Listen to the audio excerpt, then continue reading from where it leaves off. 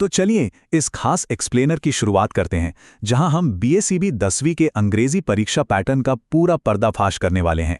हमने इसे एकदम साफ और कलर कोडेड रखा है, लाल, नीले, हरे और पीले रंगों में सफेद बैकग्राउंड के साथ, ताकि हर एक चीज बिल्कुल शीशे की तरह साफ हो जाए। हम ये भी समझने वाले हैं कि आखिर क्यों ये 100 नंबर का पेपर छात्रों के आगे के सफर के लिए एक छिपा हुआ गेटकीपर है। सच कहें तो अक्सर इस विषय को हल्के में ले लिया जाता है, लेकिन इसकी अहमियत बहुत गहरी है। अब इस लाल रंग में चमकते 30 के इस महत्वपूर्ण आंकड़े पर गौर करते हैं। देखिए, भले ही अंग्रेजी के मार्क्स फाइनल बोर्ड के डिवीजन में नहीं जुड़ते हैं, लेकिन कम से कम 30 नंबर लाकर पास होना बिल्कुल अनिवार्य है। ऐसा इसलिए है क्योंकि भविष्य की बड़ी प्रतियोगी परीक्षाओं जैसे कि एसएससी और एनडीए, उनके दरवाजे खोलने के लिए यही 30 नंबर वो पहली चाबी हैं। इसे पास किए बिना आगे के कई रास्ते बंद ही रह जाएंगे। इस 100 नंबर के पेपर को फतह करने का हमारा पूरा ब्लूप्रिंट कुछ इस प्रकार है। पहला, परीक्षा का अवलोकन। दूसरा, ऑब्जेक्टिव बनाम सब्जेक्टिव का खेल। तीसरा, रीडिंग और राइटिंग। चौथा, ग्रामर और ट्रांसलेशन। और पांचवां, साहित्य यानी लिटरेचर। तो चलिए सबसे पहले भाग की तरफ बढ़ते हैं, परीक्षा का अवलोकन और अंकों का बड़ा विभाजन। यहाँ जो बात सबसे ज्यादा दिलचस्प है ना, वो है ऑब्जेक्टिव सेक्शन में मिलने वाला भारी फायदा। मतलब सोचिए, पूरे 100 बहुविकल्पीय प्रश्न दिए जाते हैं, लेकिन उत्तर सिर्फ 50 के ही देने हैं। ये किसी बहुत बड़े सेफ्टी नेट से कम नहीं है। वहीं दूसरी तरफ सब्जेक्टिव सेक्शन में बाकी के 50 अंकों के लिए अलग अलग प्रारूपों के प्रश्न होते हैं, और हाँ, वे सभी बिल्कुल अनिवार्य होते हैं।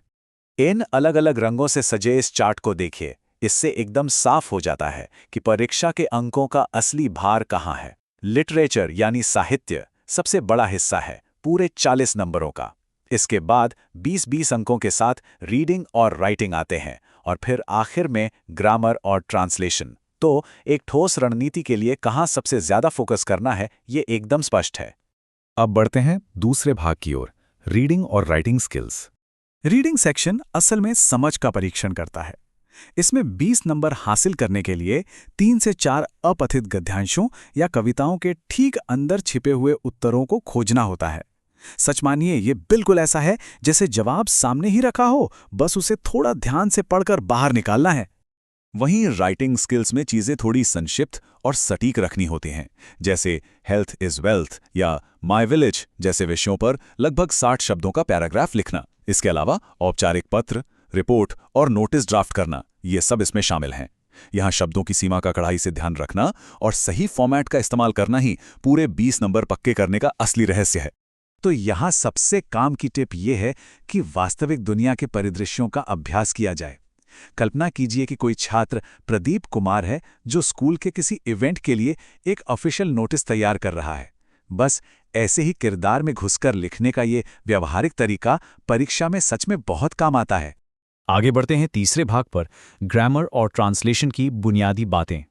ग्रामर में वैसे तो वॉइस, नरेशन और मॉडल्स सब कुछ शामिल है, लेकिन जो निर्विवाद प्राथमिकता है वो टेंस और सीक्वेंस ऑफ टेंस को मिलनी ही चाहिए। बोर्ड पेपर में सबसे ज्यादा प्रश्न सीधे इसी टॉपिक से आते हैं, इसलिए अगर समय की कमी हो तो सबसे पहले टेंस पक्के कर लेने चाहिए। और ट्रांसलेशन सेक्शन, वो तो बहुत ही सीधा है।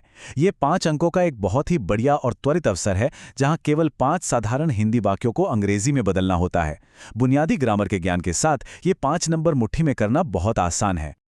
अब आते हैं चौथे और सबसे भारी हिस्से पर, साहित्य यानी लिटरेचर सेक्शन में महारत हासिल करना। ये 40 नंबरों का विशाल हिस्सा बहुत ही सफाई से बांटा गया है, और इसमें महारत हासिल करने के लिए यह जानना बहुत जरूरी है कि वास्तव में फोकस कहाँ करना है। जैसे गद्य या प्रोज में लेखकों और मुख्य किरदारों का विवरण अहम है, कविता या पोइट्री में कवियों के नाम और पंक्तियों को पूरा करना, और सप्लीमेंट्री में कहानियों का एकदम बारीक विवरण पता होना चाहिए। प्रोज सिलेबस में द पेस फॉर लिविंग के आर.सी. हचिंसन और me and the ecology bit की जॉन लिक्सो, ऐसे लेखकों और मुख्य पात्रों के नाम याद रखना बहुत ज्यादा जरूरी है। बोर्ड परीक्षा में इन्हीं नामों से बहुत ही महत्वपूर्ण, मतलब एकदम वेरी वेरी इंपॉर्टेंट वाले ऑब्जेक्टिव प्रश्न बार बार पूछे जाते हैं। बिल्कुल इसी तरह पोएट्री और सप्लीमेंट्री सेक्शन के लिए विलियम काउपर, विद्यापति या फिर जनवरी नाइट के लेखक मुंशी प्रेमचंद्र जैसे नामों को पहचानने से न केवल ऑब्जेक्टिव बल्कि सब्जेक्टिव प्रारूपों में भी जरूरी नंबर सुरक्षित हो जाएंगे। मतलब ये केवल कहानियों को पढ़ने के बारे में नहीं है, बल्कि उनके रचनाकारों को दिमाग में बैठाने के बारे में भी है। तो ये सब हमें एक बहुत ही प्रासंगिक सवाल पर लाकर छोड़ता है, क्या इस 100 नंबर के ब्लूप्रिंट में महारत हासिल करना कल के बेहतरीन करियर के अवसरों को खोलने की अंतिम कुंजी साबित होगी? देखिए, भले ही ये नंबर फाइनल डिवीजन को न बढ़ाएं, लेकिन इस खूबसूरती से रचित और स्पष्ट अंग्रेजी सिलेबस को समझना एनडीए, एसएससी और आगे की सफलता के लिए एक निर्विवाद कदम है। इस पूरे ढांचे को समझना ही सफलता की पहली सीढ़ी है। इस एक्सप्लेनर में हमारे साथ जुड़ने के लिए बहुत बहुत धन्यवाद।